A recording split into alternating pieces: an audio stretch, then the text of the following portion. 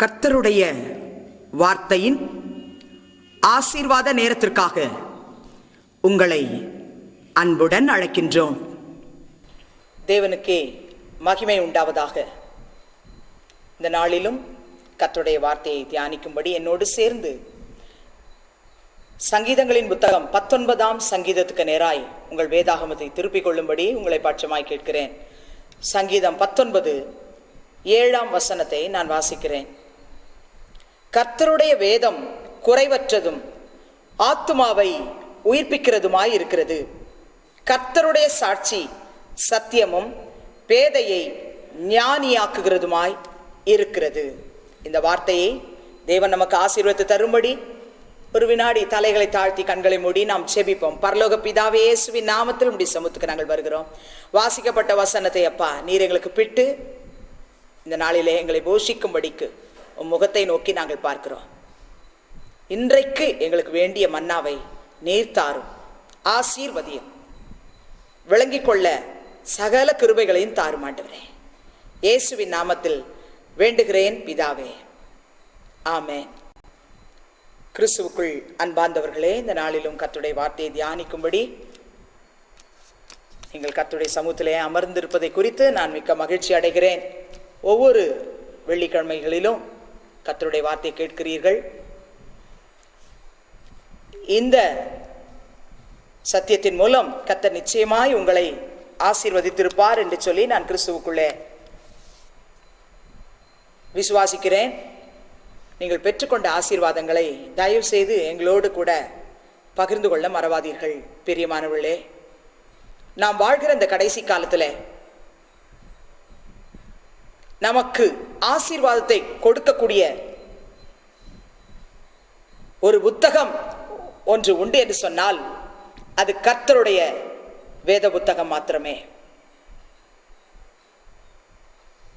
கர்த்தருடைய வேதம் அது நம்மை உயிர்ப்பிக்கிறது என்று சொல்லி சங்கீதக்காரர் சொல்லுகிறதை நாம் வாசிக்க கேட்டோம். வேதத்தில் உள்ள வசனங்களை எல்லாம் அப்போஸ்தலனாகிய பவுல் தீமோத்தேயுக்கு எழுதும் பொழுது 2 தீமோத்தேயின் புத்தகம் 3ஆம் அதிகாரம் 16ஆம் வசனத்திலே இப்படியாய் எழுதி வைத்திருக்கிறார். வேத வாக்கியங்கள் எல்லாம் தேவ ஆவியினால் அருளப்பட்டிருக்கிறது. தேவனுடைய மனுஷன் தேறினவனாகவும் எந்த நற்கிரியையும் செய்ய தகுதியுள்ளவனாகவும் இருக்கும்படியாக கர்த்தருடைய ஆவியானவர் நமக்கு இந்த பரிசுத்த வேதத்துள்ள வார்த்தைகளை ஆசீர்வதித்து தந்திருக்கிறார். இந்த வார்த்தை உங்கள் வாழ்க்கையை நிச்சயமாகவே உயிர்ப்பிக்கும் என்ற நிச்சயத்தோடு இந்த வார்த்தையை நீங்கள் கேட்டு ஆசீர்வாதத்தை பெற்றுக்கொள்ளுங்கள். பழைய ஏற்பாட்டிலே உபாகமத்தின் புத்தகத்தில் கர்த்தர் இஸ்ரவேல் ஜனங்களுக்கு சொல்லுகிறார். உபாகமத்தின் புத்தகம் 32ஆம் அதிகாரம் 39ஆம் வசனத்திலே நான் உயிர்ப்பிக்கிறேன் என்று சொல்லுகிறார். அவர்தான் கொல்லுகிறவர், அவர்தான் உயிர்ப்பிக்கிறவர், அவர்தான் காயப்படுத்துகிறவர், அவர்தான் சொஸ்தப்படுத்துகிறவர் என்றெல்லாம் அவர் சொல்லுகிறார். அவர் உயிர்ப்பிக்கிற தேவன். சங்கீதக்காரன் 119ஆம் சங்கீதம் 25ஆம் வசனத்தில் சொல்லும் பொழுது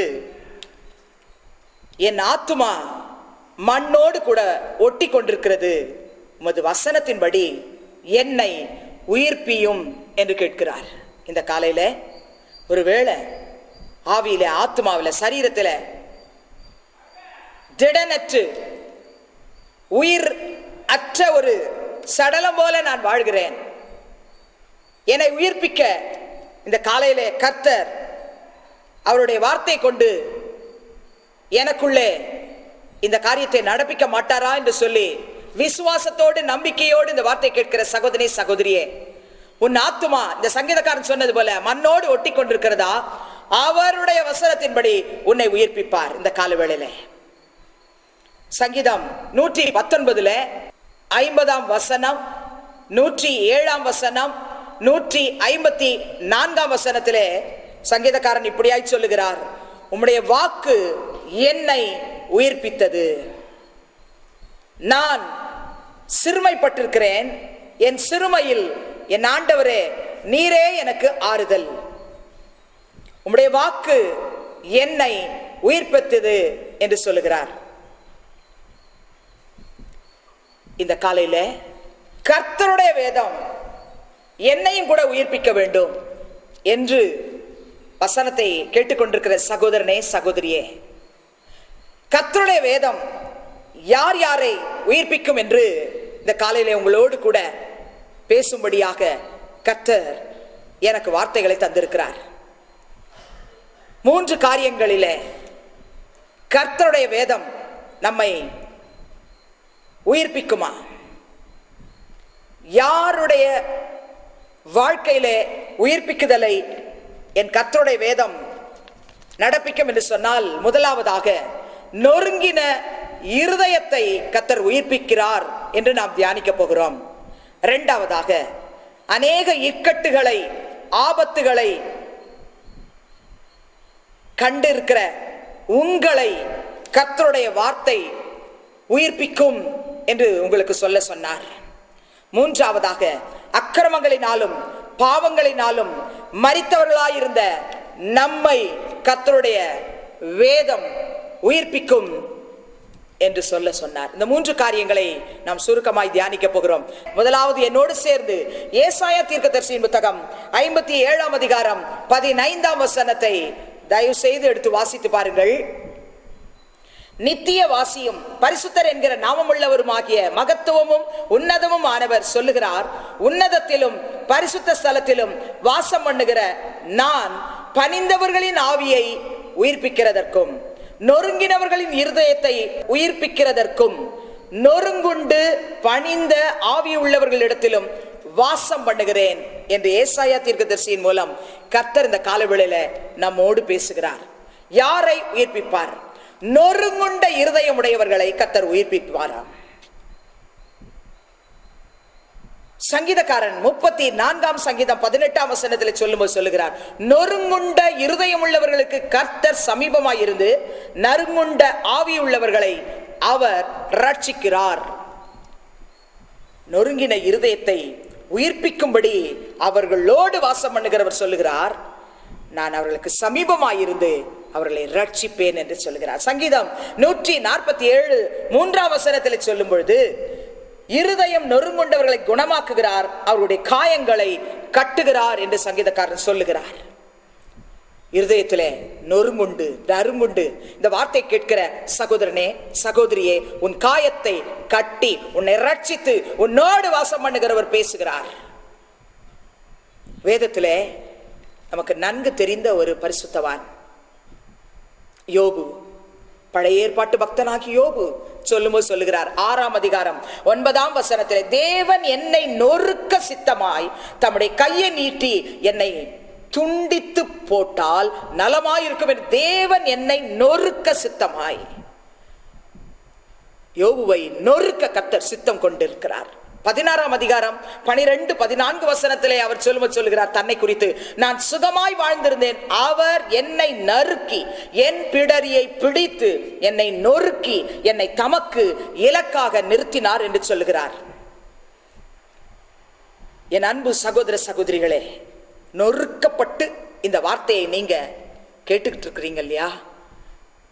யோபு பக்தன் நமக்கு முன்னால் நொறுக்கப்பட்டிருக்கிறார். அவருடைய சாட்சியை வசனத்திலே எழுதி வைத்திருக்கிறாரே.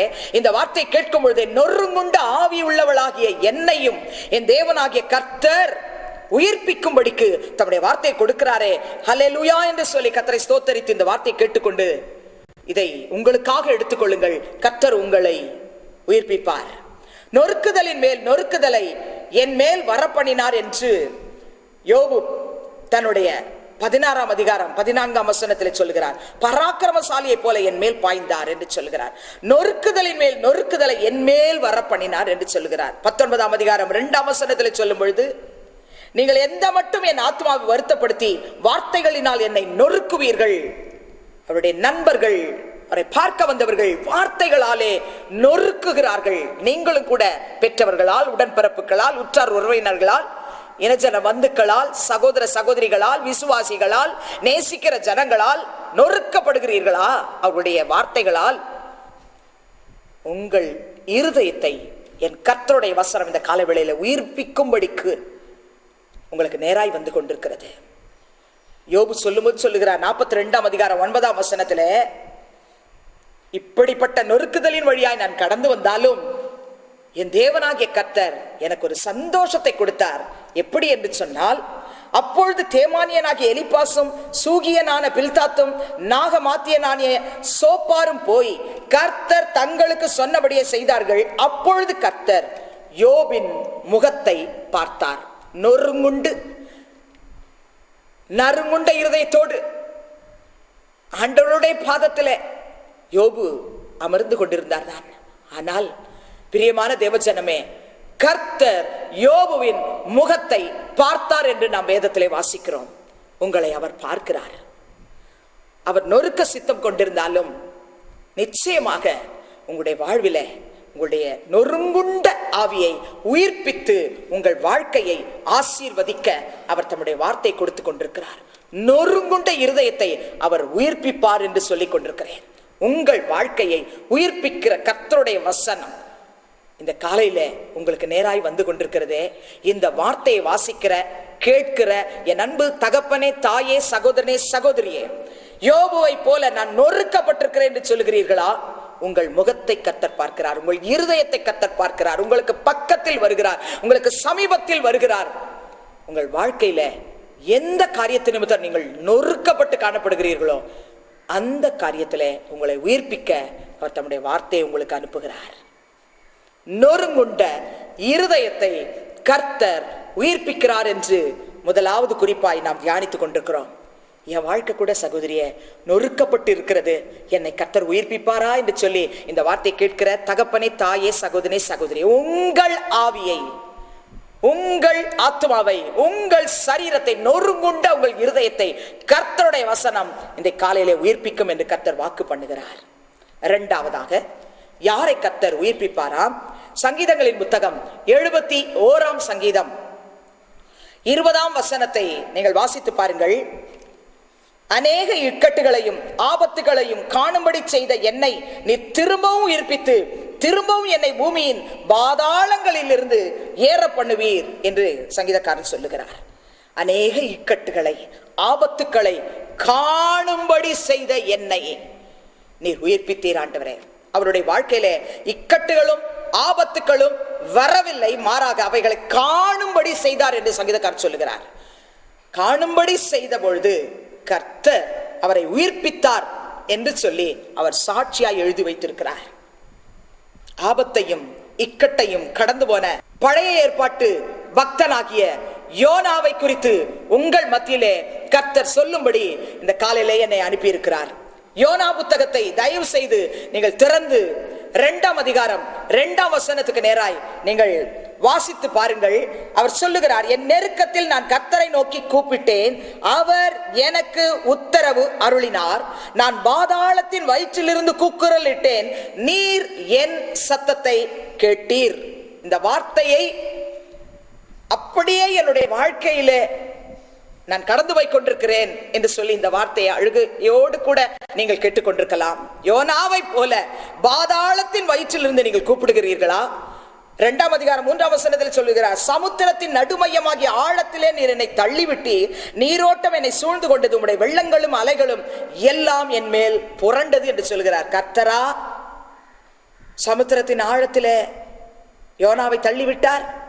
ஆனால் அவர் அந்த ஆபத்தையும் இக்கட்டையும் காணுகிற அந்த வேளையில அவர் சொல்லுகிறார், கர்த்தர் நீ தள்ளிவிட்டீர் ஆண்டவரே என்று சொல்லுகிறார். 2ஆம் அதிகாரம் 5ஆம் வசனத்தில் சொல்லும் பொழுது, தண்ணீர்கள் பிராணபரியந்தம் என்னை நெருக்கினது, ஆழி என்னை சூழ்ந்தது, கடற்பாசி என் தலையை சுற்றி கொண்டது என்று சொன்னார். அத்தனையான ஆபத்து இக்கட்டு யோனாவின் வாழ்க்கையில யோனா சந்தித்தார். 6ஆம் வசனத்திலே அவர் சொல்லும்போது சொல்லுகிறார், என் பிராணனை ஆண்டவரே நீர் அழிவுக்கு தப்புவித்தீர். இந்த வார்த்தை ஒருவேளை கேட்டுக்கொண்டிருக்கிற தாயே, உங்க வாழ்க்கையில, தகப்பனே உங்க வாழ்க்கையில, சகோதரனே உங்க வாழ்க்கையில, சகோதரி உங்க வாழ்க்கையில, கர்த்தருடைய பிள்ளைய உங்க வாழ்க்கையில, கர்த்தருடைய ஊழியத்தை செய்கிறவர்களே உங்களுடைய வாழ்க்கையில அப்படியே சம்பவிக்கிறதா? யோனாவை போல என் வாழ்க்கையில நான் நெருக்கப்பட்டு நான் காணப்படுகிறேன் என்று சொல்லி இந்த யோனா 2ஆம் அதிகாரம் 2 முதல் இந்த 6 வரை உள்ள வசனத்தில் அவர் எப்படியெல்லாம் சொல்லுகிறார், அதே போல நீங்களும் சொல்லிக் கொண்டிருக்கிறீர்களா? 7ஆம் வசனத்திலும் அவர் இப்படியாய் சொல்லுகிறார், என் ஆத்துமா என்னில் தொய்ந்து போகையில் கர்த்தரை நினைத்தேன், அப்பொழுது என் விண்ணப்பம் உமது பரிசுத்த ஆலயத்திலே உம்மிடத்தில் வந்து சேர்ந்தது என்று சொல்லி 2 முதல் 6 வரை உள்ள வசனத்திலே வேதனையோடு கூட காரியங்களை சொல்லுகிறார். 7ஆம் வசனத்திலே சொல்லும் பொழுது அவைகள் எல்லாம் உம்முடைய சந்நிதிக்கு வந்து சேர்ந்தது என்று சொல்லுகிறார். ஆண்டவருடைய பாதத்திலே உட்கார்ந்து இந்த வார்த்தை கேட்கிற, ஆபத்தை கடந்து கொண்டிருக்கிற, இக்கட்டான சூழ்நிலையில் கடந்து போய் கொண்டிருக்கிற குடும்பத்தில் உள்ள சகோதரனே சகோதரியே, தனிப்பட்ட வாழ்க்கையில, குடும்ப வாழ்க்கையில, ஊழியத்தின் பாதையில யோனாவை போல நெருக்கத்தையும் வேதனையையும் சூழ்நிலையையும் நீங்கள் கடந்து போய் கொண்டிருக்கிறீர்களா? இந்த காலையில கர்த்தர் உங்களுக்கு, உங்கள் ஆத்துமா தொய்ந்து போய் கொண்டிருக்கிற இந்த வேளையில யோனா கர்த்தரை நினைத்தது போல நீங்கள் கர்த்தரை நினைக்கும்படி உயிர்ப்பிக்கிற தம்முடைய வார்த்தை உங்களுக்கு அவர் கொடுக்கிறார்.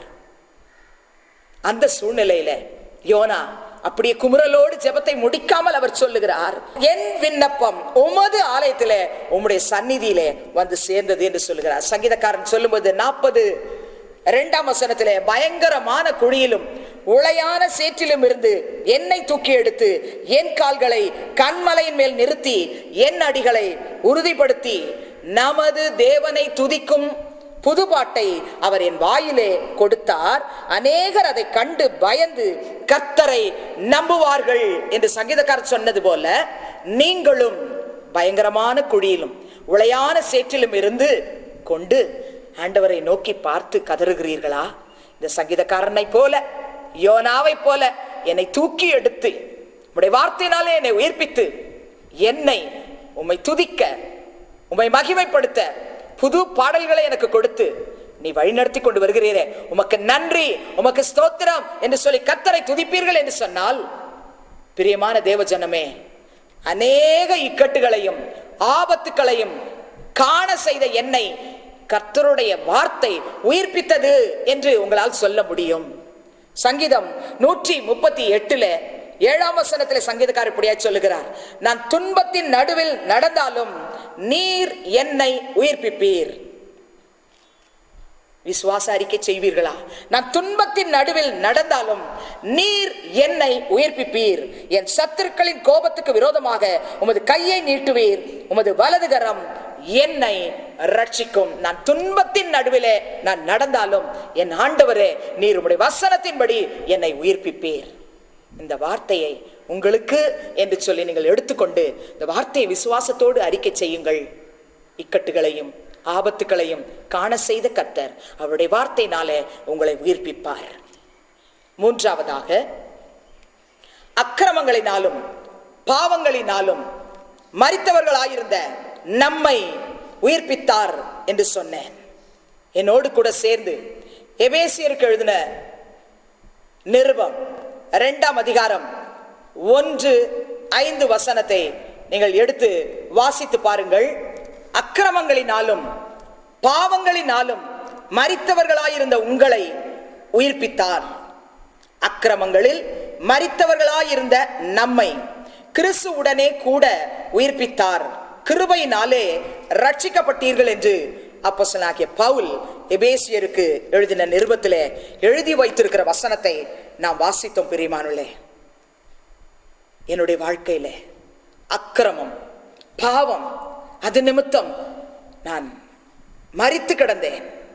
தேவனாகிய கர்த்தர் என்னை உயிர்ப்பித்தார் என்று சொல்லி நீங்கள் கர்த்தரை மகிமைப்படுத்துவீர்கள் என்று சொன்னால் நீங்கள் பாக்கியவதிகள், பாக்கியவான்கள். ஒருவேளை அக்கிரமங்களினாலும் பாவங்களினாலும் இன்று வரை மரித்து கிடக்கிற வாழ்க்கையில வாழ்ந்து கொண்டிருக்கிற சகோதரனே சகோதரியே, இந்த வார்த்தையை நீ கேட்பாய் என்று சொன்னால், இன்றைக்கு உயிர்ப்பிக்கிற கர்த்தருடைய வசனத்துக்கு உன் வாழ்க்கையை அர்ப்பணிப்பாய் என்று சொன்னால், அக்கிரமத்தால் பாவத்தால் இதுவரைக்கும் மரித்து கிடந்த வாழ்க்கைக்கு ஒரு முற்றுப்புள்ளி வைத்து இன்றைக்கு கர்த்தருடைய வார்த்தை நிமித்தம் உயிர்ப்பிக்கப்படுகிற ஒரு வாழ்க்கைக்குள்ள நீ கடந்து வருவாயானால் கர்த்தருடைய ரட்சிப்பை பெற்றுக்கொள்ள முடியும். 1 தீமோத்தேயின் புத்தகம் 5ஆம் அதிகாரம் 6ஆம் வசனத்திலே அப்போஸ்தலனாகிய பவுல் இப்படியாய் எழுதி வைத்திருக்கிறார், சுகபோகமாய் வாழ்கிறவள் உயிரோடே செத்தவள் என்று. அக்கிரமத்தினாலும் பாவங்களினாலும் மரிக்கிற ஒரு வாழ்க்கை ஒரு பக்கம், இந்த உலகத்தில் உள்ள சுகபோகமான எல்லாவித ஆசீர்வாதங்களினால் நான் திருப்தியாய் வாழ்கிறேன், இன்னும் எனக்கு வேற என்ன தேவைன்னு சொல்லி நீங்க கர்த்தருடைய வார்த்தையை அசட்டை பண்ணுவீர்கள் என்று சொன்னால், அப்போஸ்தலனாகிய பவுல் மூலமாய் இந்த வார்த்தையை கர்த்தர் நமக்கு ஞாபகப்படுத்துகிறார். சுகபோகமாய் வாழ்கிறவள் உயிரோடே செத்தவள், நீ உயிர்ப்பிக்கப்பட வேண்டியது அவசியம். எபேசியருக்கு எழுதின நிருபம் 2ஆம் அதிகாரம் 3ஆம் வசனத்திலே, அவர்களுக்குள்ளே நாம் எல்லாரும் முற்காலத்திலே நமது மாமிச இச்சையின்படியே நடந்து நமது மாமிசமும் மனசும் விரும்பினவைகளை செய்து சுபாவத்தினாலே மற்றவர்களைப் போல கோபாக்கினையின் பிள்ளைகளாய் இருந்தோம். எத்தனை உண்மை பிரியமானவர்களே! ஒரு காலத்திலே இயேசுவை அறியாதபடிக்கு வாழ்ந்து கொண்டிருந்த என்னையும் கூட என் தேவனாகிய கர்த்தர் அவருடைய வார்த்தையினாலே உயிர்ப்பித்து அவருடைய வசனத்தின்படி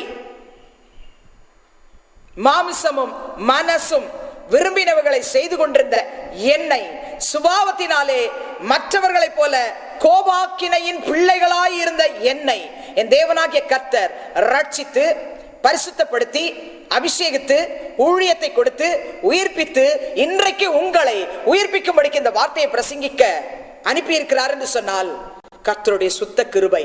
இந்த வார்த்தையை உதாசீனப்படுத்தாமல் தயவு செய்து மாமிசமும் மனசும் விரும்புகிற காரியங்களை செய்து கொண்டிருக்கிற மகனே, மகளே, சகோதரனே, சகோதரியே, அவைகளை தேவனுடைய பாதத்திலே வைத்துவிட்டு இதுவரை கோபாக்கினையின் பிள்ளையாய் வாழ்ந்தது போதும், இனி என் கர்த்தருடைய பிள்ளையாய் மாற என்னை ஒப்புக் கொடுக்கிறேன் என்று சொல்லி அவர் பாதத்துக்கு வருவீர்கள் என்று சொன்னால், லூக்காவின் சுவிசேஷம் 15ஆம் அதிகாரம் 20 முதல் 24 வரை உள்ள வசனத்தை நீங்க பொறுமையா வீட்டில் வாசித்து பாருங்கள். ஒரு தகப்பனுக்கு 2 பிள்ளைகள் இருந்தார்கள். அந்த 2 பிள்ளைகளிலே இளைய மகன் பாவத்தினாலே அக்கிரமத்தினாலே மரித்து போய் கிடந்தான். ஆனால் மரித்த அவனை கர்த்தர் தாமே உயிர்ப்பிக்கும்படி ஒரு நாளை நியமித்தார்.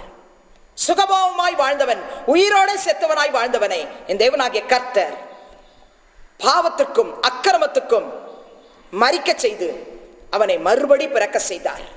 அந்த 20 முதல் 24 வரை உள்ள வசனத்திலே தகப்பனார் மூலமாய் நமக்கு சொல்லுங்க, என் குமாரனாகிய இவன் மரித்தான், திரும்பவும் உயிர்த்தான். இளைய மகன் பாவத்தினாலே மரித்து கிடந்தான், இப்பொழுது அவன் உயிர்த்து விட்டான்.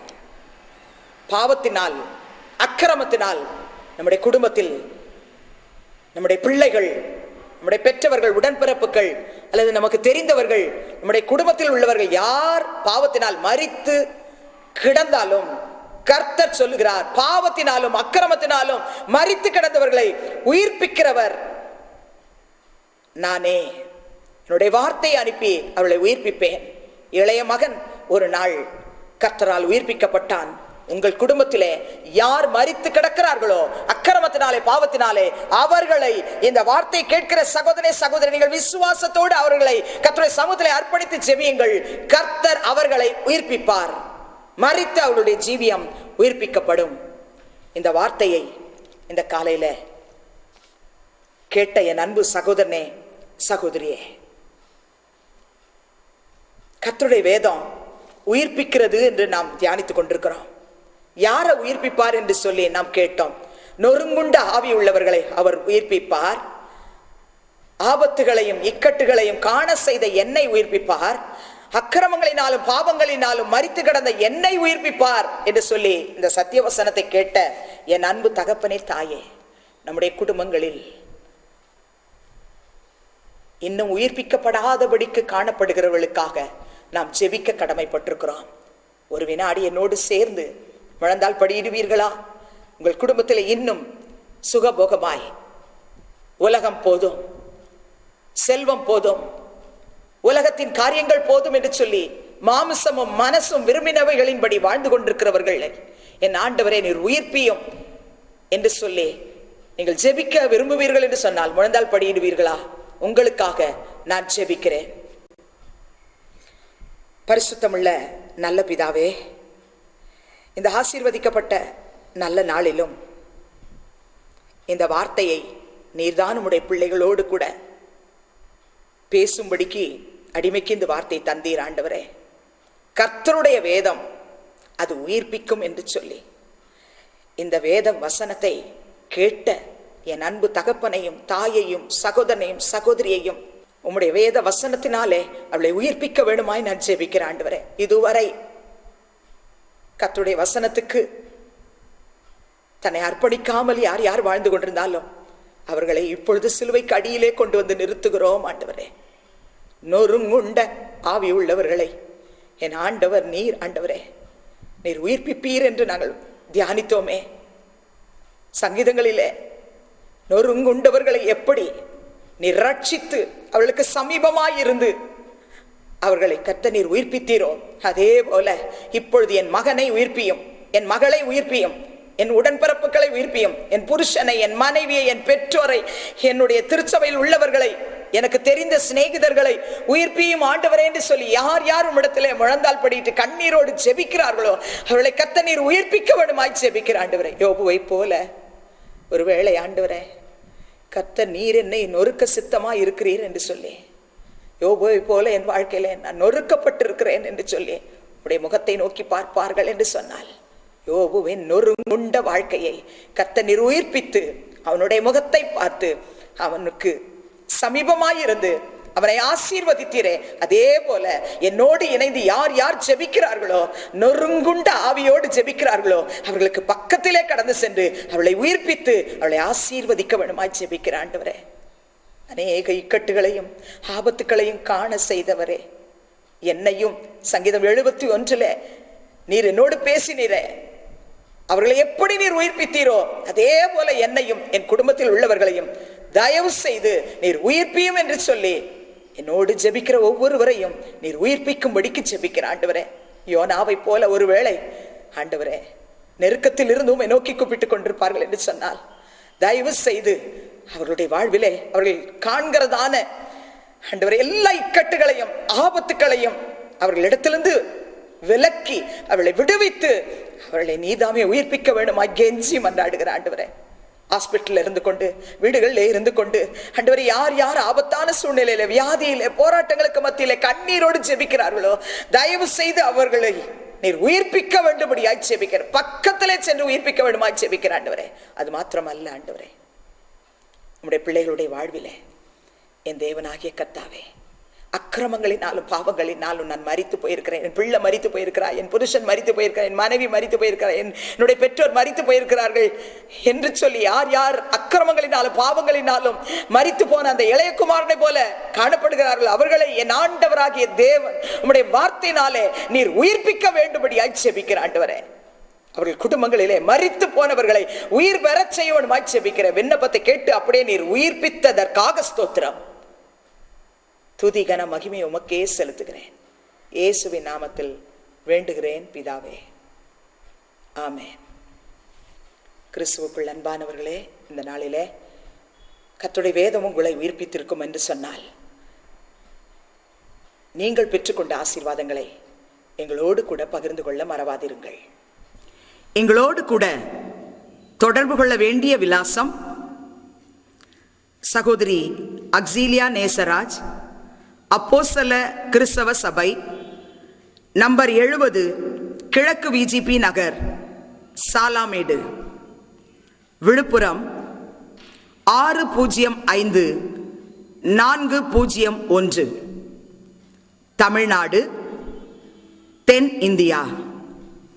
Cell number 9940686006. எங்கள் இமெயில் விலாசம் smaryauxilia@gmail.com. கர்த்தர் உங்களோடு கூட இருப்பாராக, உங்களை ஆசீர்வதிப்பாராக, உங்களை நடத்துவாராக. ஆமென்.